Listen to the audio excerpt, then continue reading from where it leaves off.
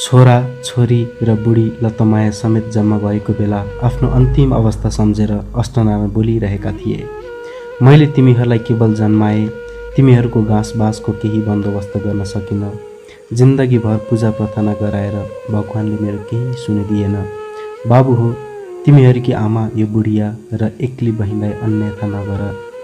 जस्तै दुःख सहेर पनि यी अबलालाई खुवाइराख। यिनीहरूका आँखामा कहिले आँसु हेर्ने काम नगर। अशक्तताले धावा गर्दै ल्याइरहे तापनि उनले बोल्न बल गरिरहेका थिए। उनका कुरा सुनेर छोरी नानी थकुम पछिल्तिर फर्किएर आँसु चुहाइरहेकी थिए। चुप लाग्नुहोस् न बा, नचाहिने कुराको किन सुर्ता लिनुहुन्छ? जेठा छोरा शिवनारायणले श्रद्धा र ममतापूर्ण भावमा भने। अब मलाई औषधि पनि नगर, व्यर्थमा किन खर्च गर्ने? म अब निको हुन्न, उमेरले पनि त भित्ता छोइसक्यो। त्यसैले सबैको चित्त बुझाउनुपर्छ। अष्टनारायण फेरि पनि बोल्न खोजिरहेका थिए। लतमायाले रोकेर भनिन्, जनी गरेर बिन्ती नबोल्नुहोस्, औषधि पनि नगरौँ यस्तो बेलामा। कस्तो व्यथा त निको हुन्छ भने तपाईँलाई भएकै के नै छ र?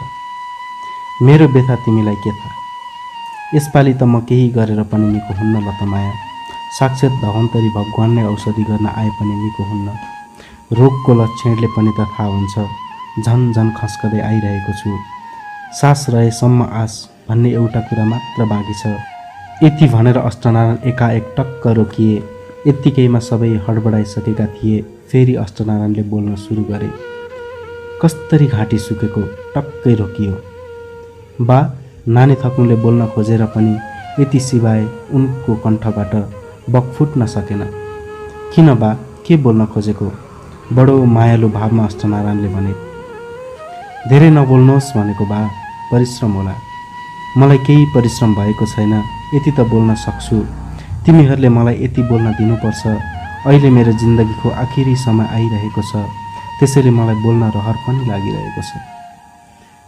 बा, अष्टनारायणको मुखैनिर शिर निहुराएकी नानी थकुमले भनिन्। यतिन्जेल रोक्दा रोक्दै पनि नानी थकुमको आँखाबाट आँसु टप्किहाल्यो। अष्टनारायणका माइला छोरा पुननारायण र कान्छा छोरा हर्षनारायण दुवैले एकैचोटि बोले, बा, चुप लाग्नुहोस् भनेको। लौ लौ, अब बोल्दिन, तिमीहरूको चित्त बुझाउँछु। मेरो सबभन्दा आखिरी कुरा एउटा भनिहाल्छु। बाबु हो, मैले तिमीहरूका निम्ति केही गर्न सकिनँ। गएको 2 वर्षदेखि 2 पैसा 4 पैसा जति सक्यो नखाएर पनि केही पैसाको दरले दिनहुँ जम्मा गर्न थालेको थिएँ। जम्मा 25 रुपियाँ मोहर हुन आएको छ। ती रुपियाँ मैले तल छिँडीमा ढिकिनेर उत्तर भित्तातिर खाल्टो खनेर गाडी राखेको छु। म मरे भने त्यसबाट मेरो काजक्रिया गरिदिनु। त्यति भन्दा बढ्ता खर्च ऋण लिने काम नगर। बुढाको यो कुरा सुनेर सबैले पछिल्तिर फर्केर आँसु पुछे। अष्टनारायण बिरामी भएको आज ठ्याम्मै 2 महिना भइसक्यो। उनले आफ्नो स्वास्थ्य 1 महिनासम्म आफ्नै टोलका गुबाजुलाई देखाएका थिए। बिचराले हुनसम्मको उपाय गरिसकेका थिए। उनीबाट केही जोर नचलेर असनका तुयु गुबाजुलाई पनि देखाइसके। तुयु गुबाजु नेपालका एक नामी झारफुके वैद्य हुन्। डाक्टर कविराजहरूले चाहिँ उनी पनि फिस लिन्थे। त्यसैले पनि उनीप्रति मानिसहरूको विश्वास बढेको थियो। तर 21 दिनसम्म तुयु गुबाजुबाट इलाज गराउँदा पनि अष्टनारायणको व्यथा 20बाट 19सम्म पनि झरेन। अष्टनारायणका छोराहरूले माइला कविराजलाई देखाउने विचार गरेर तुयु गुबाजुलाई बोलाउन छोडे। जे गरेर पनि बाबुलाई निको पार्नुपर्छ भन्ने भावनाले अष्टनारायणका छोराहरूले सकेसम्म ऋण लिएरै पनि बाबुलाई औषधि गराइरहेका थिए। 1 हप्तासम्म रोज माइला कविराजको औषधि गर्दा पनि केही सिप लागेन। व्यथा बढ्दै आयो। फिस औषधि गर्दा 25 रुपियाँ पनि सिद्धियो। अन्तमा केही सिप नलागेर लतमायाले पहिले आफ्नो अन्त्येष्टि क्रियाका निम्ति खाई नखाई मेरो अन्त्येष्टि क्रिया सिवाय यस रुपियाँले अरू केही नगर्नु भनेर गाडी रहेको 25 रुपियाँ खर्च गरेर भए पनि एकचोटि डाक्टरलाई देखाउने इच्छा गरिन्। लतमायालाई दृढ विश्वास आएको थियो, जिन्दगी नै दिन्छ भने त्यो 25 रुपियाँ अन्त्येष्टिका निम्ति राख्नु बुद्धिमान होइन, बरु पाप हो।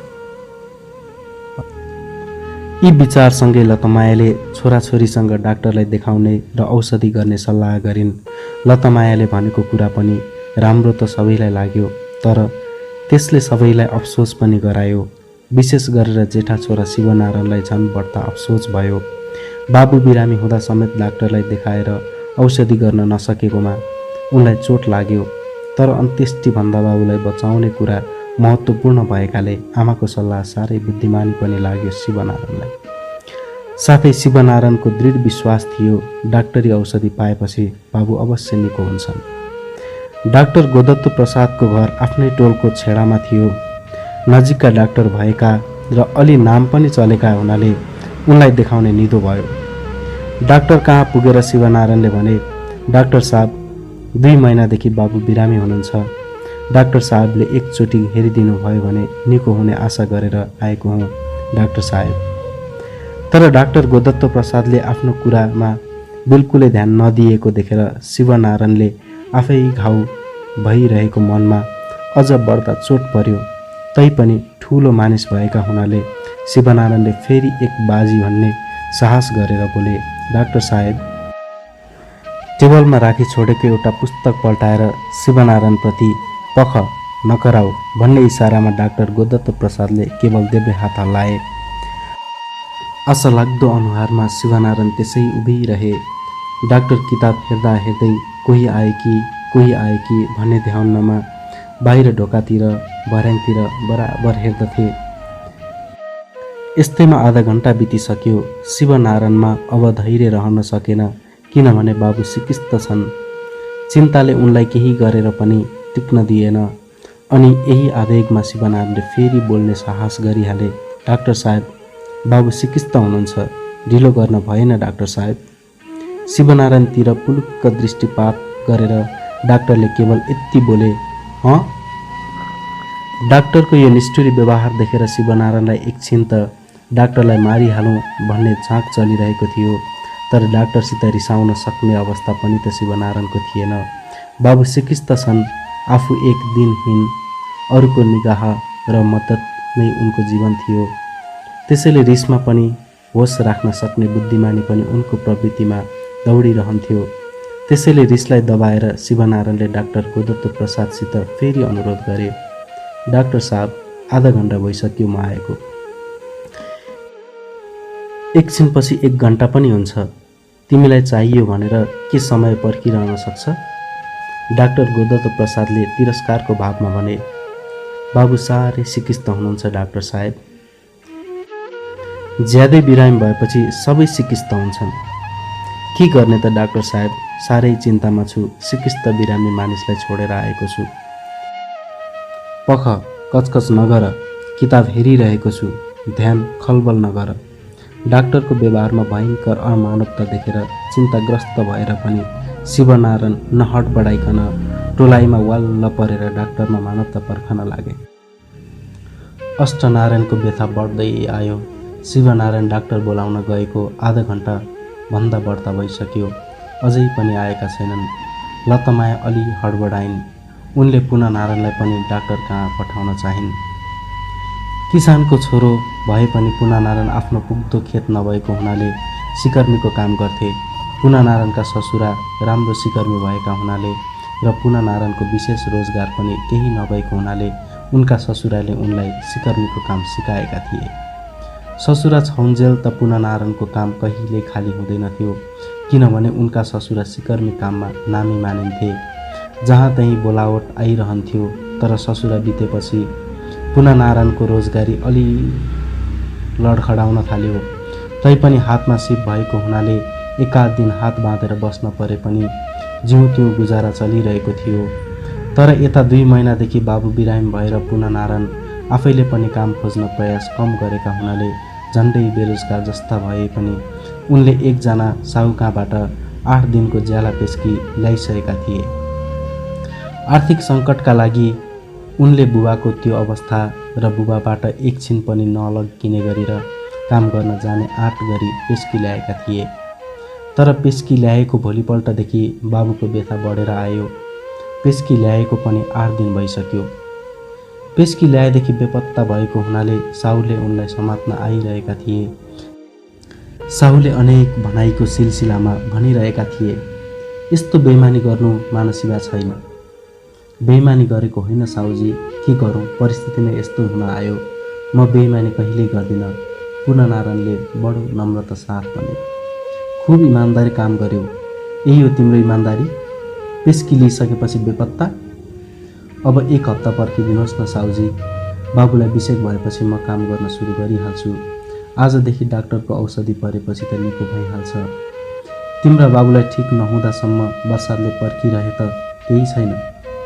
1 महिना जति अझै बेला छ, जेठै लागेको छैन। 1-2 हप्तापछि त झन् लामो दिन हुन्छ। घर बनाउने मुख्य बेला नै यही त हो साउजी। तिमीलाई त्यस्तो छ भने पेस्की फर्काइदेऊ, म अर्कैलाई काम लगाउँला।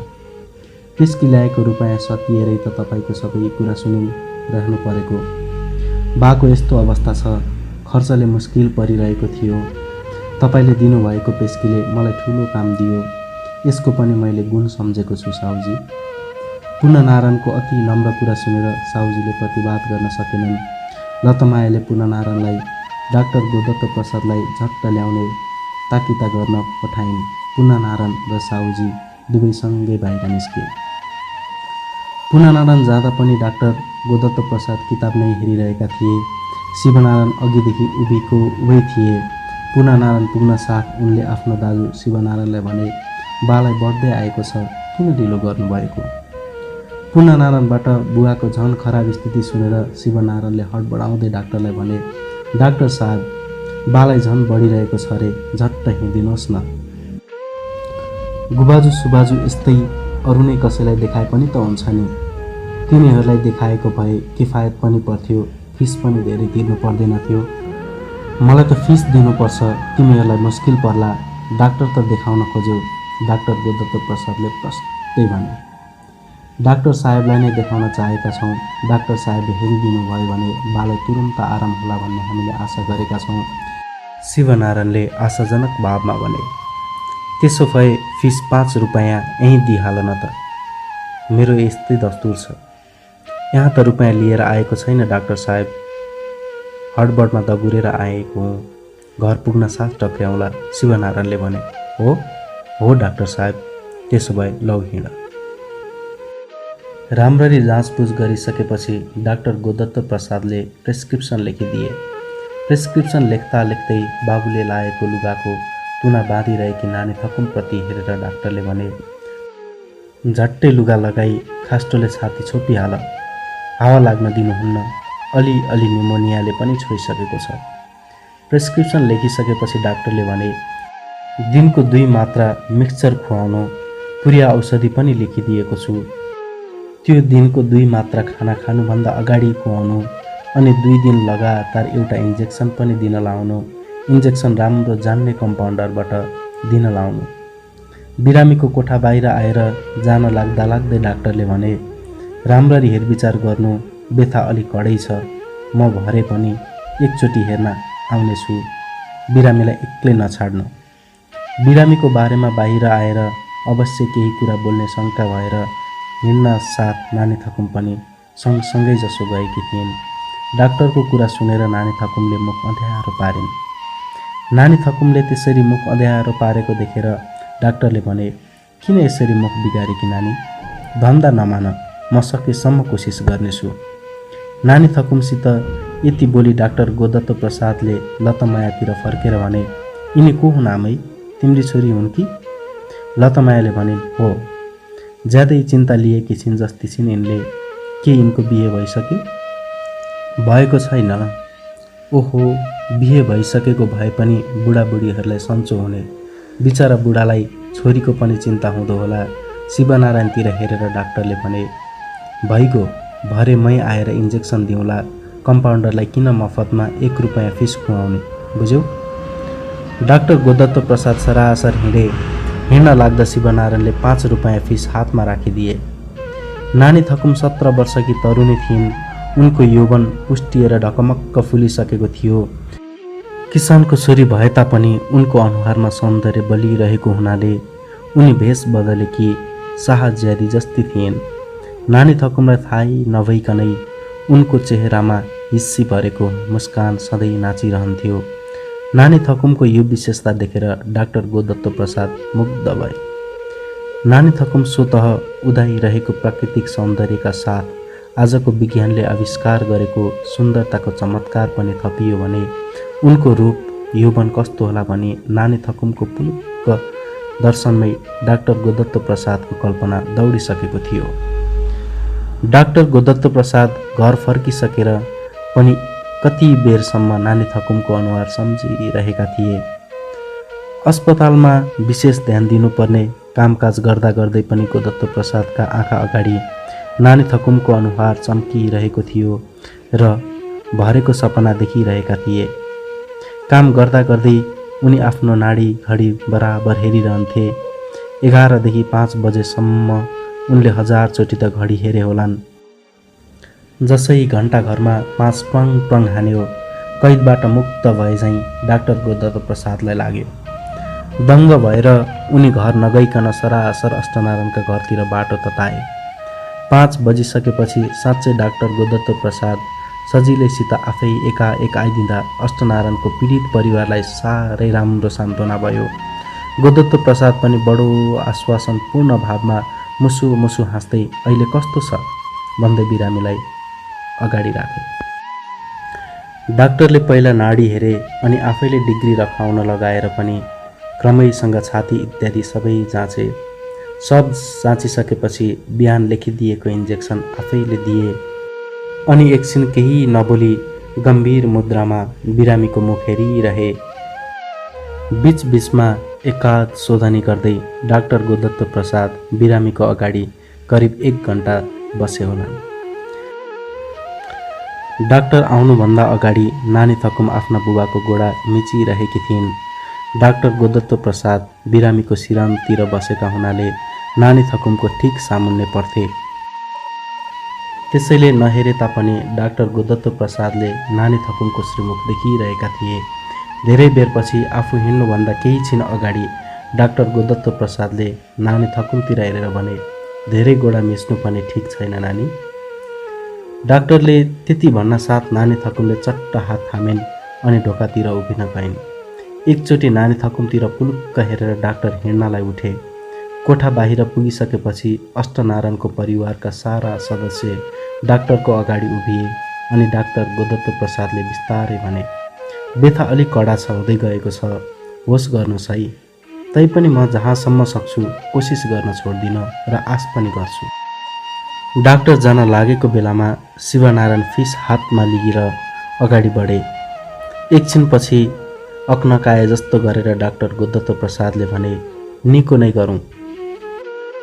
डाक्टर गोदत्त प्रसादको यो सहानुभूति देखेर ज्यादै कृतज्ञ भएर लतमाएले भनिन्, यो एकचोटि लिइहाल्नुहोस् डाक्टर साहेब, अनि भोलिदेखि त फिस दिने सामर्थ्य पनि छैन।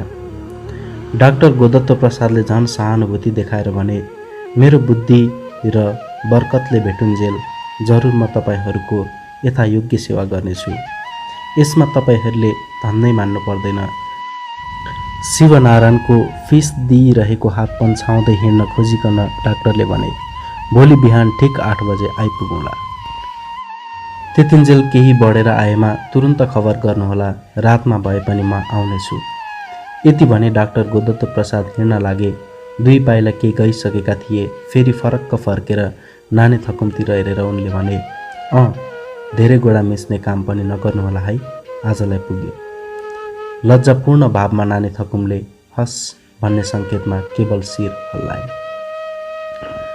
डाक्टर गइसकेपछि आफ्नो परिवारका सबै सदस्य जम्मा भएको बेला बिरामी अष्टनारायण नसकी बोले, होइन, तिमीहरूले मलाई यो धुमधामसँग किन औषधि गर्न लागेको?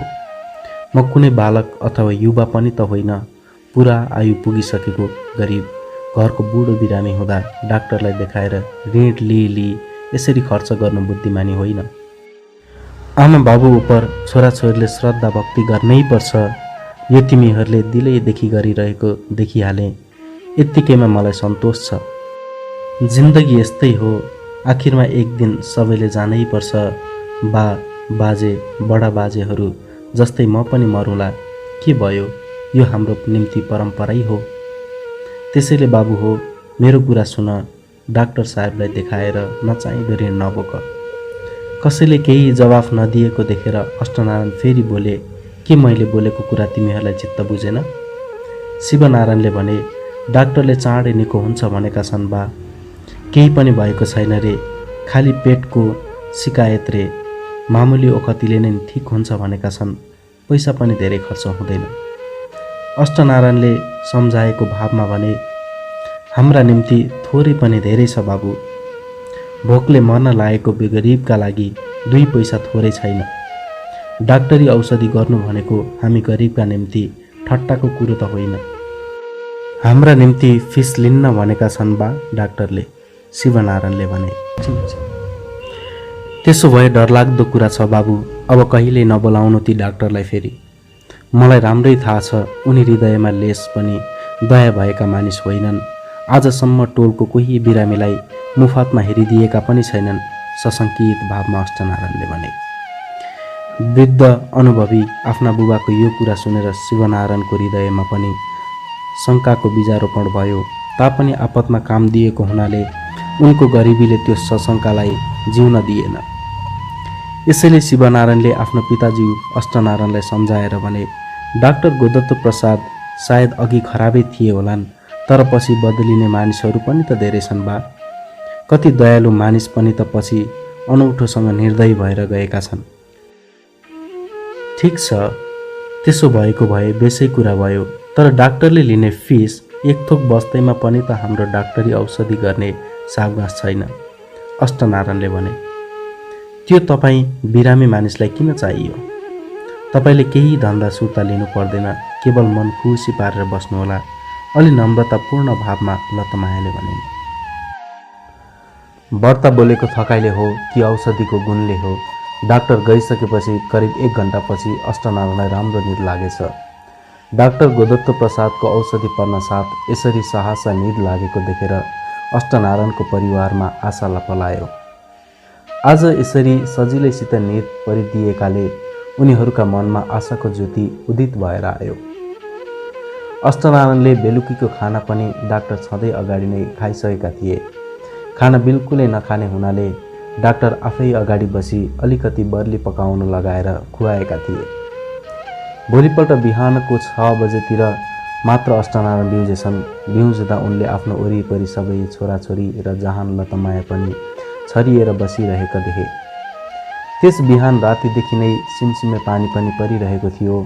पानी परिरहेका कारण अष्टनारायणलाई ठन्डा भएर आनन्द लागिरहेको थियो। सर्वप्रथम उनले जेठो छोरा शिवनारायणलाई सम्बोधन गरेर भने, शिवनारायण, यतिका दिन भइसक्यो खेतमा नगएका किन मलाई कुरिरहेको? किसानको छोराको मरेको बाबुलाई समेत फ्याँकेर असारको पूजा गर्नुपर्छ। बाबु, असार बिग्रियो भने किसानको 1 वर्षको सौभाग्य बिग्रिन्छ।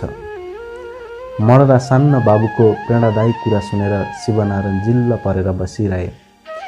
अनि फेरि अष्टनारायण बोले, किन चुप लागिरहेको शिव? मैले गरेको कुरा तिमीलाई ठिक लागेन? किसानका निम्ति यो महामन्त्र हो बाबु, यसलाई तिमी दीक्षा पनि सम्झ। धेरै नबोल्नुहोस् भनेको बा, डाक्टरले पनि बोल्न हुन्न भनेका छन्, शिवनारायणले भने। डाक्टरले आफ्नो सिद्धान्तको मर्यादा राख्छन्, म पनि आफ्नै सिद्धान्त अनुसार बोलिरहेको छु। किसानको छोराका लागि यही सिद्धान्त त छ बाबु, अष्टनारायणले अलि हाँस्न खोजेर भने। जवाफ दिएपछि र बोलिरहेपछि अष्टनारायणले झन बोलिरहने बानी थाहा पाएर शिवनारायणले केही पनि नबोलिकन चुपचापसँग बस्ने विचार गरे। एकछिनपछि शिवनारायण त्यहाँबाट उठेर गए। शिवनारायण गइसकेपछि अष्टनारायणले माइला छोरा पुननारायणलाई भने, तिमी पनि आफ्नो काममा जाऊ पुननारायण, घर बनाउने काम अब धेरै दिन छैन। बर्सात सुरु भएपछि घर बनाउनेहरू कमै हुन्छन्। जाऊ, मलाई कुर्नु पर्दैन। आफ्नो काममा डटिरहनु त्यही तिम्रो परम कर्तव्य हो। हातखुट्टा बलियो भएपछि काम भनेको सधैँ पाइन्छ बा, तर छोराछोरीका निम्ति बाबु सधैँ पाइरहन्न। बाको सेवा गर्न पाए त्यस्ता काम त लाखौँ आउँछन्, पुननारायणले भने। अलि हाँसेर अष्टनारायणले भने, लाटा, सधैँ नपाइने हुनाले नै मैले भनेको, त्यस्ता कुरालाई कुरिरहेर सधैँ पाइने कुरा नगुमाउनु। के तिमीहरूले कुरिरहेर मलाई 1 दिन मात्र पनि त व्रत बचाउन सक्छौ? कदापि सक्दैनौ। हाम्रो यही नचाहिँदो व्रत माया मोहले नै उन्नति हुन नसकेको बाबुको यो भावपूर्ण कुरा सुनेर पुनानारायण पनि केही बोल्न सकेनन्। उनी चुप लागिरहे। अष्टनारायण पनि एकछिन चुप लागे। अष्टनारायण फेरि बोले, भइगयो, लौ मलाई नकुरी नहुने हो भने एकजना बस। जम्मैका जम्मै कामकाजी छोडेर कुरिरहनाले केही मतलब छैन। लौ जाऊ, हर्षनारायण पनि जाऊ, नानी थकुम पनि जाऊ। मलाई कुर्नै परे, जाँगर कमी भइसक्यो कि यही बुढिया बसिरहोस्, सबै किन बस्नु परेको। यति बोलिसकेपछि अष्टनारायणलाई थकाइ लागेर आए जस्तो पनि भयो। अनि लतमायातिर टुलु हेरी चुप लागे। अगाडि बसिरहेपछि फेरि अष्टनारायणले बोल्न सुरु गर्लान् भन्ने ठानी बाबुको आज्ञा सिरोपर गरे झैँ गरी छोराछोरी सबै बाबु भएको ठाउँबाट गए। खाली लतमाया एकजना मात्र त्यहाँ बसिरहे। डाक्टर गोदत्त प्रसाद ठिक 8 बजे आइपुगे। उनलाई देख्न साथ अष्टनारायणले एकचोटि नमिठो आँखाले पुलुक्क हेरे। बिरामीको हेराइ देखेर डाक्टर गोदत्त प्रसाद एकछिन टोलाए। एकछिन जिल्लिएर बिरामीतर्फ हेरिसकेपछि डाक्टर गोदत्त प्रसाद बिरामीको नाडी हेर्न थाले। नाडी हेरिसकेपछि छाती जाँचे अनि बिरामीसँग सोधे, आज तपाईँलाई कस्तो छ? अलि अप्ठ्यारो भएको छ, बिरामीले डाक्टरको अनुहार हेरेर भने।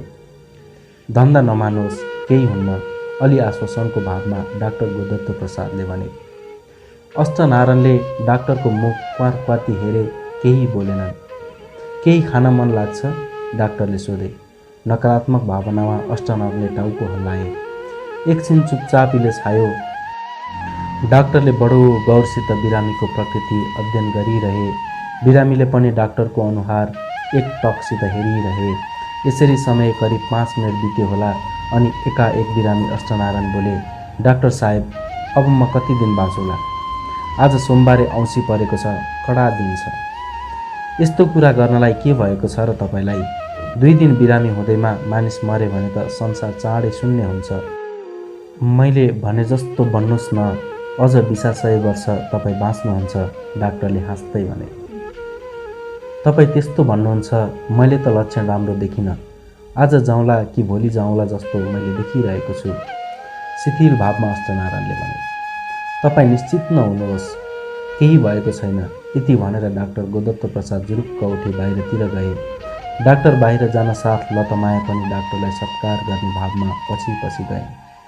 अष्टनारायणको कोठा बाहिर शिवनारायण, पुनानारायण, हर्षनारायण र नानी थकुम ढोकाबाट चियाएर डाक्टर गोदत्त प्रसादले भनेका कुरा सुनिरहेका थिए।